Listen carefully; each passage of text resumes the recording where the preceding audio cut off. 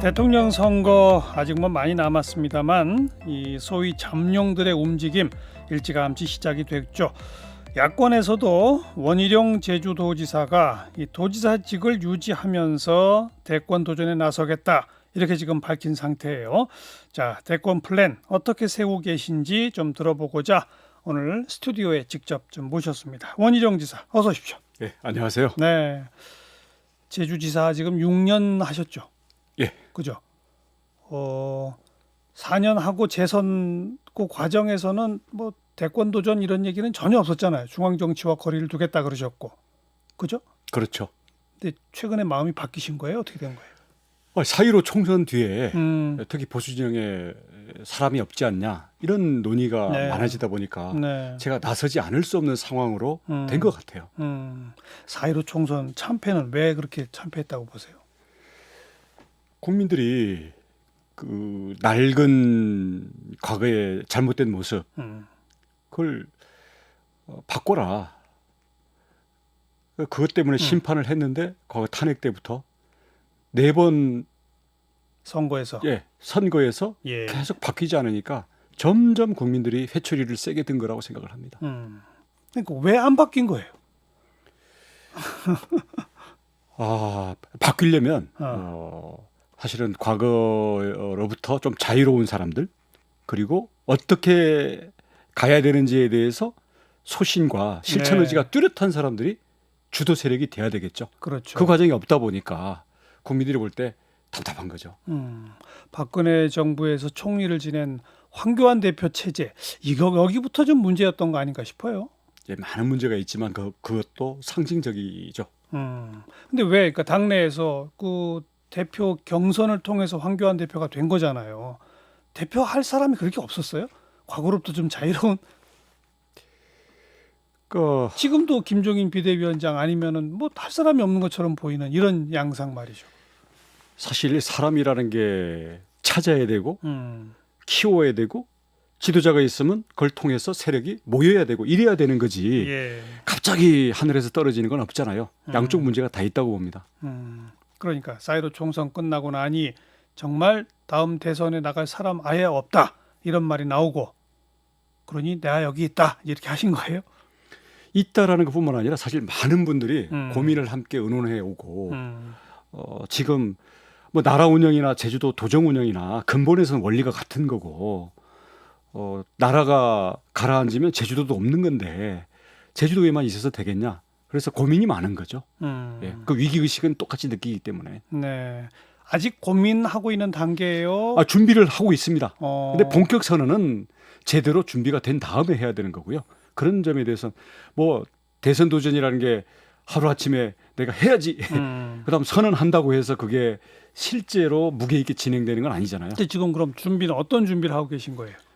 우선은 저 자신이 무엇을 하기 위해서 또 어떤 과정을 통해서 국민들에게 그 뜻과 힘을 모아 나갈 것인가 하는 정리가 필요하고요. 무엇보다도 혼자 하는 게 아니잖아요. 함께할 사람들, 특히 핵심적인 역할을 할 사람들에 대해서는 동지들의 어떤 규합이 필요하죠. 예. 최소한의 규합이 예. 필요하죠. 지금 그 인적 자원들은 좀 충분히 있나요? 즉 백방으로 삼고 처리하고 음. 가서 사정하기도 하고 아니면 제가 거꾸로 테스트를 거치기도 하죠. 과연 원희룡이 할 만한 그릇인가? 네, 네. 의지는 충분한가? 음흠. 뭐 이런 부분들에 대해서 또 저를 테스트하고 싶어하는 분들에 대해서는 제가 열심히 면접을 다니고 있습니다. 아직 명단을 공개할 단계는 아니겠죠? 원래 저랑 같이 하는 분들은 뭐 그분들이 어디 딴 게 간 게 아니니까 같이 노력을 하고 있고요. 앞으로 그것도 단계별로 뭐 초보적인 단계 아니면 보다 본격적인 단계. 왜냐하면 국민들이 누구와 함께 하느냐 그 면면을 보고 또 거기에 대한 기대와 믿음이 생기는 면도 있기 때문에 네.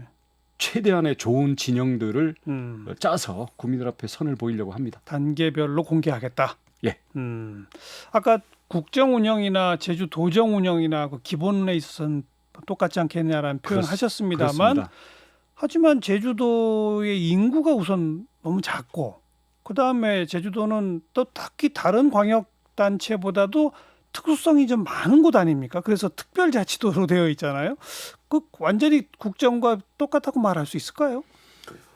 특성이야 다 시도마다 다 있는 거고요. 음. 제주도는 특히 그 외교와 국방을 빼고는 네. 종합적인 행정 기능이나 권한들이 제주도지사에게 많이 위임이 돼 있습니다. 특별자치니까요. 예, 뿐만 아니라 제주도가 지금 겪고 있는 이 과거의 어떤 난개발로 인한 자연 환경의 문제라든지 아니면 과거의 어떤 제조업 중심의 성장, 제주도는 아예 없으니까 네. 여기에서 과연 미래 산업을 어떻게 만들어 나갈지 그리고 이제 디지털 대전환의 시대에 미래를 어떻게 미래의 선도적인 산업을 만들어 나갈지 이런 부분들에 대해서 사실은 제주도가 부닥치는 문제가 대한민국의 미래의 문제를 현재 부닥치고 있는 곳이라는 의미도 있습니다. 네. 그래서 네. 어떤 분들은 야 제주도로 갔으니까 변방으로 간 거 아니냐 시골로 간 거 아니냐 이렇게 심지어는 뭐 귀양 간 게 아니냐 이런 분들도 있는데요. 보기 나름인데요. 저는 미래로 먼저 간 거라고 봅니다. 그리고 대한민국의 미래를 실험하고 검증하고 있고 준비하고 있는 곳이기도 합니다. 제주도민들의 반응은 어떻습니까? 지금 이 좀 공개적으로 대권 도전 의지를 피력한 이후. 우선 제주도에서 어떻게 보면 처음 있는 일이니까 예. 기대하는 분들도 꽤 계시고요. 예. 그래서 성원들도 있고 또 한편으로는 제주도 도정을 혹시 소홀히 그러니까요. 하지 않을까 이런 염려도 있고 그러니까요. 네, 그런 상황이죠. 예. 그런 염려에 대해서는 뭐 응답을 좀 하셔야지. 저는 제주도지사로 가면서 우선 그 특히 전임 도정에서부터 왔던 중국 자본을 중심으로 한 난개발 여기에 대해서 청정 자연이 제주의 가장 중요한 가치다. 이것을 지키기 위해서 내 모든 노력을 다하겠다고 해서 예. 큰 불은 껐고요. 이제 잔불이 조금 남아 있는 상황인데 이 점은 제가 일관되게 가면 되는 거고 지금은 뜻하지 않게 코로나 지금은 사태를 맞았지 않습니까? 그러니까요. 그럼 코로나로 인한 어떤 이 감염병의 위기와 경제 민생의 위기에 대해서 제주도가 지금 지역 감염 제로 네. 그리고 나름대로는 방역과 경제 활동을 양립시켜 나가는 그런 면에서는 모범적입니다. 관광객도 거의 예년 수준 한 회복하죠. 80% 수준으로 왔죠. 회복돼 있고요. 예. 근데 저희는 방역에 조금이라도 문제 생기면 다시 후퇴, 예. 다시 다지고 그렇죠. 전진. 문을 닫아버리는 거죠. 저희는 원칙이 세 가지입니다. 하나는 신속하고 선제적으로, 두 번째로는 과감하고, 네. 아무튼 어떤 걸 버려야 될지에 대한 판단하고 마지막으로는 어떤 조치를 하기는 충분히 한다. 그래서 정부가 중국 때문에 망설일 때에도 중국 무비자 과감히 중단시켰고요. 그랬죠. 그다음 여기 뭐 해열제 먹고 다니는 네. 사람들 저희를 과감히 소송 제기해서 그렇죠. 일벌백계를 하고 있고요. 이제는 전도민 독감 무료 접종이라든지 저희들이 이런 전국적으로 선도적인 네. 그런 조치들을 취하고 있습니다. 네. 그래서 이 부분에 대해서는 제가 모든 것을 걸고 코로나 방역과 제주 민생 경제 지킬 거고요. 네. 앞으로 디지털 전환, 뭐 디지털 그린 뉴딜 여기에 따른 카본 프리 아일랜드라든가 디지털 스마트 시티 이런 네. 부분들은 네. 대한민국 어느 지역보다도 앞서 나가 있는 모델을 지금도 많이 준비되어 있지만 예. 앞으로 모범을 보여드리겠습니다. 특히 제주도 면적이나 뭐 이런 걸 볼 때 진짜 거기는 석유 기름으로 달리는 자동차 말고 전기차로 100% 해도 될 것 같아요. 2030년까지 네. 100% 하는 걸로 목표가 좀 계획이 짜여서 현재 전기 자동차의 보급률이 전국 1위를 기록하고 있죠. 네. 5% 수준. 네. 이렇게 열심히 하고 있으니 뭐 대권 의지 피력했다고 걱정 마셔라 이런 겁니까? 제주도 저희 의지는 그렇습니다. 근데 조금 빠른 거 아니에요? 그러니까 저는 준비를 한다는 거고요. 왜냐하면 이게 하루아침 준비가 제대로 안 된 상태에서 나서 가지고 어떻게 여행을 바라는 것은 저는 오히려 그러니까 옳지 않다고 난 봅니다. 지금부터 준비 열심히 하겠습니다라고 공개 선언한 것이다. 예. 아. 그리고 제대로 네. 자, 이 정도면은 이제 본격적으로 저희가 국민들한테 정책도 제시하고 이런 것들은 조금 더 준비를 한 다음에 최종적인 결단을 내리겠습니다. 지금 미래통합당 보수 진영 쪽에 또 누구가 있다고 생각하세요? 계속 나오겠다고 하는 홍준표 전 후보가 있고. 아니 저는 뭐 모두에게 기회는 열려 있는 거고요. 대신 지난번 대선 때 사실 참패를 했고 또 최근에 총선까지 계속 패배하고 돌파를 못하는 이런 게 있었기 때문에 과연 어떻게 해야 이 통합당의 이 청산해야 될 과거의 잘못된 모습을 과감하게 이거를 정리를 해내고 네. 국민들에게 지금 부동산 문제라든지 청년들의 일자리나 어떤 기회의 공정 문제에 대해서 국민들이 얼마나 분노하고 답답해하고 있습니까? 이런 부분들에 대해서 말과 행동이 일치하고 네. 또 과거와 분명히 단절하고 다시는 그런 잘못된 모습을 반복하지 않겠다라는 믿음을 줄 수 있는 그런 사람이 해야 그런 한다. 리더십을 세워야죠. 지난 선거에서 패배에 책임이 있는 사람들은 이제 좀 안 나와야 됩니까? 과거의 잘못을 가지고 그 사람이 영원히 딱지가 갇히는 건 아니라고 생각을 합니다. 현재 그러면 그런 부분들에서 어떻게 평가 반성을 하고 어떻게 바뀌었고 앞으로 어떻게 해나갈 수 있는지에 대해서 실질적인 그런 콘텐츠와 뭘 보여줘야 된다. 그걸 증명을 해야죠. 네. 국민들의 검증을 거쳐야죠. 윤석열 검찰총장이 지금 여론조사 상에서는 제일 높게 나오잖아요. 어떻게 보세요? 그 현상은? 살아있는 권력을 수사하라고 대통령께서 직접 검찰총장 검을 네. 장군 검을 쥐어줘 놓고는 지금 조국인이 등등해서 살아있는 권력에 도전한다고 지금 그걸 끌어내리려고 온갖 지금 추태를 벌이고 있지 않습니까? 네. 그러니까 그런 부분들에 대해서 살아있는 권력을 수사할 수 있는 용기 있는 검찰에 대한 국민들의 지지와 응원이라고 생각합니다. 1차적으로. 저도 마찬가지고요. 네. 본인이 대선에 나올까요? 저도 물어보고 싶은데 검찰총장으로서의 직분과 정치는 또 다른 영역이라고 생각합니다. 그랬어요. 그러니까 네. 검찰총장으로서의 직분은 지금 하고 있는 거고 잘하고 있는 거죠. 정치는요. 그러니까 할지 안 할지. 제가 한번 물어볼게요. 모르죠, 제가. 그러니까 우리 원희룡 지사 입장에서는 윤석열 총장 같으신 분이 정치를 해서 대선 후보 경선에 같이 나왔으면 좋겠다라든지 뭐 그런 의지는 있으세요? 어떠세요? 아니, 특종인은 의지가 있으면 누구나 다 할 수 있는 열려 거고. 있는 거고요. 또 미스터 트롯처럼 이 통합당 내지는 범야권의 예. 그 경선과 그를 통한 후보의 선출 과정은 그야말로 국민들이 볼 때 기대와 감동을 담을 수 있는 그런 예. 과정이어야 된다고 생각합니다. 알겠습니다. 몇 가지 현안 가운데 지금 행정수도 이전 얘기가 갑자기 또 툭 튀어나왔잖아요. 어떻게 생각하세요? 원희룡 지사는. 부동산값 지금 국민들이 분노가 폭등하니까 갑자기 이걸 들고 나와 있는데요. 너무 정략적이라고 보고요. 저는 대신 행정수도 문제는 지금 수도권에 집중돼 있는 이 국토의 공간을 어떻게 쓸 거냐, 그리고 지방의 어떤 낙후 문제를 어떻게 풀 거냐인데요. 과거 우리 박정희 대통령 때 어떤 이 북한의 남침 위협 때문에 이 수도를 충청권으로 옮겨가려고 했던 그런 걸 가지고 선거 때마다 찬성 반대해서 예. 표를 지금 끌어내는 그런 정략적인 수단으로 쓰고 있는데요. 예. 이거를 뛰어넘어서 앞으로 디지털 대전환의 시대. 그리고 지금 수도권도 경기 북부 가보십시오. 얼마나 낙후돼 있습니까? 그래서 수도권은 인위적으로 누르고 그러면서 이 수도권의 기능을 지방으로 억지로 갖다 놓고는 또 여기에다가는 이 제대로 효율성이라든가 기능도 안 맞는 이런 문제가 있기 때문에 이런 하나의 단편적인 정책을 가지고 표를 휘두르기 위한 이런 정책으로 쓰기보다는 네.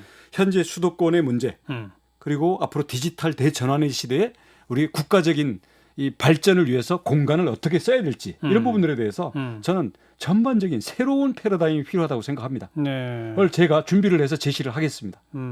그러니까 그냥 행정수도로 다 국회와 청와대 가자. 결론 낼 것이 아니라 연구 검토 후에 결론 내야 한다. 아직은 결론이 없으세요? 국회와 정부만 얘기할 게 아니라요. 앞으로 들어올 투자, 그리고 미래의 산업들, 그리고 미래의 이제 교육, 일자리, 산업, 환경 모든 문제가 지금 디지털 대전환이 일어나는 거거든요. 예. 이런 과정에서 국토를 어떻게 쓸 건지, 현재의 수도권과 지방을 어떻게 할 건지에 대해서 보다 종합적인 비전 속에서 행정부의 위치 같은 건 정해야 된다고 생각합니다. 네. 그러니까 아직은 결론이 없는 상태네요. 거기에 대해서는. 지금 제시하는 문제로 뭐 행정부가 가야 되느냐 마야 되느냐라는 건 문제 설정 자체가 잘못됐다고 봅니다. 알겠고요.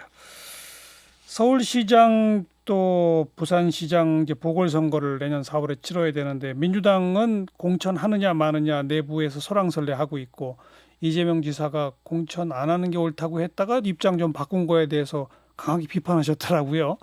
어떻게 해야 한다고 보세요? 민주당은 공천 안 하는 게 맞아요? 그거야 어차피 전당대회를 통해서 정리될 거라고 보고요. 저도 정당 활동을 하는 입장에서 그런 걸 가지고 뭐 꼬투리 잡아가지고 뭐 이 하는 건 아닙니다. 왜 제가 이재명 지사의 그 말 바꾸기에 대해서 분노를 했냐면 정치인이 말을 바꿀 수도 있는 거예요. 근데 문제는 처음에는 오거돈 뭐 우리 또 박원순 시장 그게 어마어마하게 중대한 잘못이라고 본인이 하면서 장사꾼까지 이제 거론하고 하다가 이걸 바꾸면서 뭐라고 했냐면 그게 중대한 잘못이 아니면 뭐 공천할 수도 있다 이런 식으로 빠져나갔단 말이에요. 그러면 오거돈 박원순 시장의 그 성추행 성희롱이 중대한 게 아니라는 식으로 지금 2차 피해를 가하고 있는 거거든요. 그 점에 대해서 이건 안 된다. 예를 들어서 순전히 내년에 선거 때 후보를 낼 거냐 말 거냐 이런 거면 이건 정당과 정당의 문제예요. 지금 첫 번째 발언 때에는 누구보다도 진짜 바른 소리를 하는 것처럼 하고 성추행 피해자들의 어떤 그 편을 드는 것처럼 해놓고는 그 부분에 대해서는 정반대로 뒤집었기 때문에 제가 이건 아니다라고 이제 분노를 대변한 거죠. 공천 여부는 당 내에서 결정할 문제라고 본다. 민주당 내에서 전당대회를 저는 굳이 서울시장이라는 자리와 국민의 신뢰 중 어느 것이 더 중요하냐고 하면 저는 신뢰가 더 중요하다고 생각합니다. 국민의 신뢰를 택할 거냐 선거에서의 자리를 택할 거냐 민주당이 당이 정할 일이지만 그에 대해서는 국민이 심판할 겁니다. 원지사 생각에는 신뢰가 더 중요하니 그렇습니다. 안 내는 게 맞다. 저라면 그렇게 할 겁니다. 지난주 초선 의원 모임에서 찐 친문 빼고 누구든 손잡아야 한다 이런 말씀하셨잖아요. 그 누구든이 누구예요?